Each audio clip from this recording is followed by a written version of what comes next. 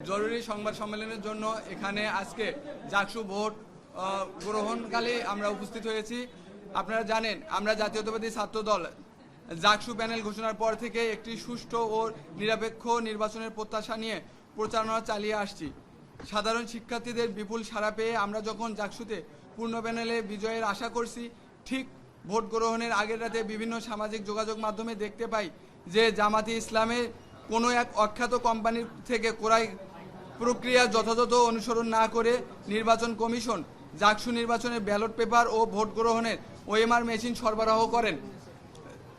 ছাত্র শিবিরের প্যানেলকে বিজয়ী করার লক্ষ্যে ভোট গণনার কারচুপি করার বিষয়টি জানাজানি হলে শিক্ষক শিক্ষার্থীদের চাপের মুখে নির্বাচন কমিশন তাৎক্ষণিকভাবে ওএমআর মেশিনে ভোট গণনার সিদ্ধান্ত পরিবর্তন করে ম্যানুয়ালি পদ্ধতিতে ভোট গ্রহণের সিদ্ধান্ত নিয়ে প্রজ্ঞাপন জারি করেন।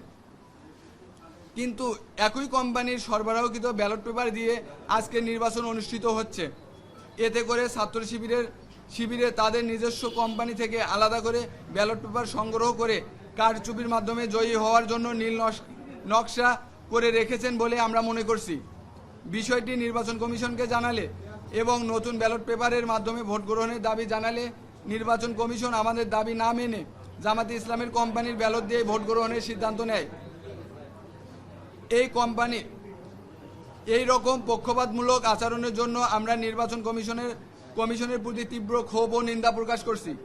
তারপরেও আমরা আশা রাখছি নির্বাচন কমিশন তাদের নিরপেক্ষতা বজায় রাখবে এবং ছাত্র শিবিরের নীল নকশা বাস্তবায়নে কোনো ধরনের অপতৎপরতা চালাবেন না।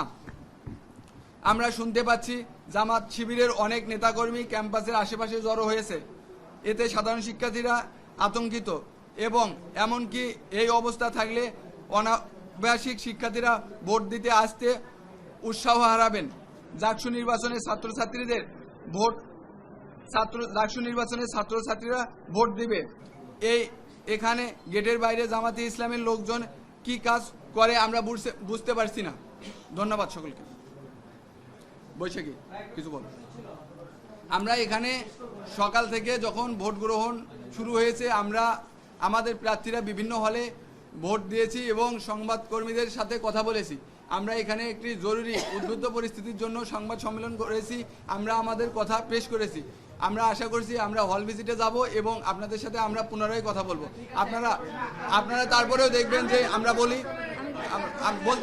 আমরা বলি যে আমরা দেখেছি যে বঙ্গমাতা শেখ ফজিলাতুন্নেসা মুজিব হলে আমরা সুনির্দিষ্ট অভিযোগ পেয়েছি সেখানে ভোট কারচুপি বা জাল ভোট দেওয়ার অবস্থা সৃষ্টি হয়েছে। আমরা সেখানে প্রক্টর স্যারের অনুমতি নিয়ে সেই হলে গিয়েছি। আমাদের প্রার্থীদের আপনারা জানেন প্রার্থীদের ন্যূনতম 2-3 জন নিয়ে হল ভিজিটের অনুমতি আছে এবং সেই হলে যাওয়ার ফলে যেহেতু মেয়েদের হল এখানে ছেলে মানুষ বা পুরুষ মানুষ ঢুকলে ঘন্টার ব্যবস্থা আছে, সিগন্যালের ব্যবস্থা আছে। তারপরেও আমরা দেখেছি যে ওখানে যারা দায়িত্বশীল শিক্ষক শিক্ষিকা বা কর্মচারীরা আছেন ওনারা উদাসীন ভূমিকা পালন করছেন, ভোট কেন্দ্র একদম ফাঁকা রেখেছেন, যার জন্য ওখানকার যারা জাল ভোট দিচ্ছেন তাদের একটি অংশ মব ক্রিয়েটের করার চেষ্টা করছেন। আমরা যাওয়ার আগে আমাদের জিএস বৈশাখী সেখানে উপস্থিত ছিলেন, তার সাথে সংবাদকর্মী এবং ওখানকার যারা এই জাল ভোটের সাথে জড়িত তারা একটা খারাপ পরিবেশ সৃষ্টি করেছেন যেটা জাকসু নির্বাচনকে আসলে বাধাগ্রস্ত করার জন্য যথেষ্ট। আমরা আপনাদের এই সংবাদ সম্মেলনে আমরা আমাদের কথা বলেছি। আমরা এখন হল ভিজিটে যাব। আমরা হল ভিজিটে গিয়ে আপনাদের সাথে আপনাদের সমস্ত প্রশ্নের উত্তর দেব। ঠিক আছে ভাই, আমরা আপনাদের সকল ধরনের প্রশ্নের উত্তর দেব। আমরা অখ্যাত কোম্পানি যে কোম্পানিকে আমরা আসলে চিনি না। আপনারা শোনেন, আমরা আমাদের অভিযোগ আমরা জানিয়েছি, প্রশাসনকে জানিয়েছি, প্রশাসন সেই অভিযোগ আমলে নিয়ে সেইটা পরিবর্তন করেছে। একটা 5 রকম ভাই আপনার কথা একজন করে প্রশ্ন নেন। আমরা আপনাদের সাথে আবারও কথা বলবো, ভোট কেন্দ্রগুলো পরিদর্শন করে আপনাদের সাথে আবারও কথা বলবো।